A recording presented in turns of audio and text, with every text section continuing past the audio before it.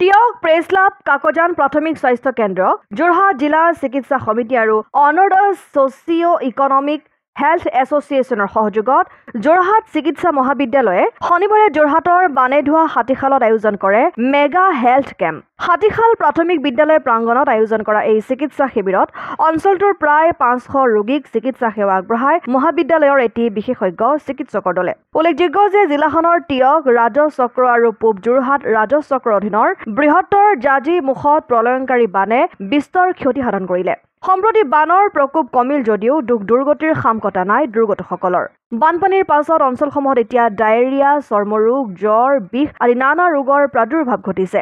এনে জটিল পৰিস্থিতিত এইসকল দুৰ্গতক স্বাস্থ্য সম্পৰ্কীয় তৎকালীন সেৱা আগবঢ়োৱাৰ উদ্দেশ্যে কাকজান প্ৰাথমিক স্বাস্থ্য কেন্দ্ৰৰ ভাৰপ্ৰাপ্ত চিকিৎসা বিষয়া ডাক্তৰ ভাস্কৰ শইকীয়া আৰু টিয়ক প্ৰেছ ক্লাবৰ পূৰ্ণ সহযোগিতাত আয়োজন কৰা এই চিকিৎসা শিবিৰত অংশ লয় গুৱাহাটী নেম কেয়াৰ হস্পিটেলৰ বিশেষজ্ঞ চিকিৎসক ডাক্তৰ যদুমণি বুঢ়াগোহাঁই। ইয়াৰ উপৰি যোৰহাটৰ শিশু বিশেষজ্ঞ ডাক্তৰ ইন্দু শইকীয়া, ENT বিশেষজ্ঞ ডাক্তৰ ধ্ৰুৱজ্যোতি বৰা, মেডিচিন বিভাগৰ ডাক্তৰ মামাদুল ইছলাম, চকু বিশেষজ্ঞ ডাক্তৰ ৰঞ্জিত দৈমাৰী আৰু চৰ্মৰোগ বিশেষজ্ঞ ডাক্তৰ হৰমিত সিং উপস্থিত থাকি চিকিৎসা সেৱা আগবঢ়ায়। উক্ত শিবিৰত ৰোগীসকলক পৰ্যাপ্ত ঔষধৰ লগতে লেবৰেটৰী সেৱাও আগবঢ়োৱা হয়। পূব যোৰহাট ৰাজহ চক্ৰ বিষয়া ৰোনাল নাথ আৰু টিয়ক ৰাজহ চক্ৰ বিষয়া বেদান্ত বৰুৱাই বন্তি প্ৰজ্বলনেৰে শুভাৰম্ভ কৰা এই শিবিৰত যোৰহাট জিলা প্ৰশাসনেও সহযোগিতা আগবঢ়ায়। বানপীড়িত অঞ্চল আৰু তাৰ ভিতৰত গৈ পেলাই আমি হাতীশাল জেগাটুকুৰা পাওঁ, য'ত বানে যথেষ্ট ক্ষতি কৰিছিলে শাৰীৰিক আৰু মানসিক সকলোকে। আৰু সেইকাৰণে আমি আজি আমাৰ চাৰিভাগ অৰ্গেনাইজেশ্যন লগ লাগি আমাৰ এই অনুষ্ঠানটো আমি কৰিছিলোঁ।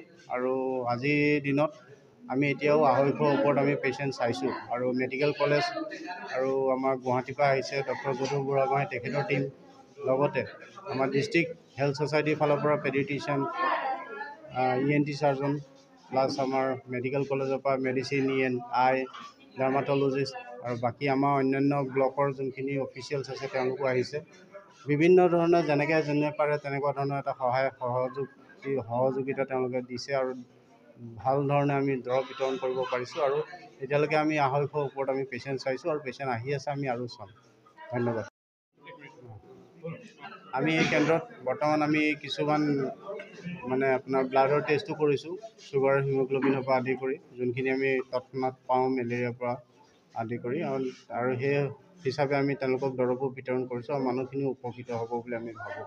আৰু লগতে আমি ইয়াত এৱাৰনেছো কৰিছোঁ, ভেকচিনেশ্যন কৰিছোঁ। কিছুমান ল'ৰা ছোৱালী বানপানীৰ কাৰণে ধৰক কিছুমান ল'ৰা ছোৱালী আমি বেজী দিব পৰা নাছিলোঁ, সাপ্তাহিক বেজীটো, সেইটো আমি এটা পইণ্ট হিচাপে ৰাখি আমি ইয়াত ভেকচিনেশ্যনো কৰিছোঁ। ৰুটিন ইমিউনাইজেশ্যন যোনটো চেপ্টাৰ আমাৰ থাকি গৈছে বানপীড়িত অঞ্চলৰ কাৰণে, সেইখিনিকো আমি কভাৰ কৰিছোঁ, আমি ভেকচিনেশ্যন ইয়াত দিছোঁ। হয়, মই আমাৰ টিয়ক প্ৰেছ ক্লাবক বিশেষভাৱে ধন্যবাদ জনাইছোঁ। কাকজান প্ৰাথমিক স্বাস্থ্য কেন্দ্ৰৰ উদ্যোগত আৰু যোৰহাট মেডিকেল কলেজ তথা Arunoday society' economic health association আৰু টিয়ক প্ৰেছ ক্লাবৰ উদ্যোগত যি এইটো বানপানী ৰাইজৰ সাহায্যৰ কাৰণে যিটো আমি স্বাস্থ্য সেৱা, বিনামূলীয়া স্বাস্থ্য সেৱা আয়োজন কৰা হৈছে, সেইটো আপোনালোকে অৰ্গেনাইজ কৰাৰ কাৰণে আপোনালোকক বিশেষ ধন্যবাদ। ইয়াত বহুত সংখ্যক আমাৰ ইয়াত ডক্টৰ আছে, প্ৰায় 11জনৰ ওপৰৰ ডক্টৰ।